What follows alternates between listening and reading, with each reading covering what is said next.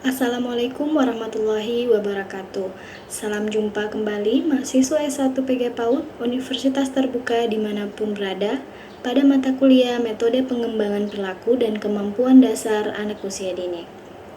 Saudara telah memasuki sesi 8 atau sesi terakhir pada tuton ini. Pada sesi ke-8 ini, saudara diharapkan dapat menjelaskan tentang yang pertama, batasan dan tujuan pengembangan matematika anak usia 3-4 tahun.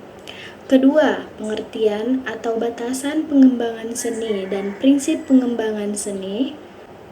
Ketiga, implementasi pengembangan seni melalui berbagai metode pembelajaran dan penilaian pengembangan seni. Keempat, batasan pengembangan musik dan gerak untuk anak usia 3-4 tahun, gerak untuk anak usia 3-4 tahun melalui berbagai metode pembelajaran. Kelima, penilaian pengembangan musik dan gerak untuk anak usia 3-4 tahun. Nah, di akhir sesi, saudara diminta untuk berdiskusi menganalisis tentang pengembangan seni dan hakikat pengembangan musik dan gerak anak usia 3-4 tahun melalui tayangan video yang disediakan di halaman pengantar sesi 8. Jangan lupa untuk mengerjakan kuis yang tersedia pada sesi 8.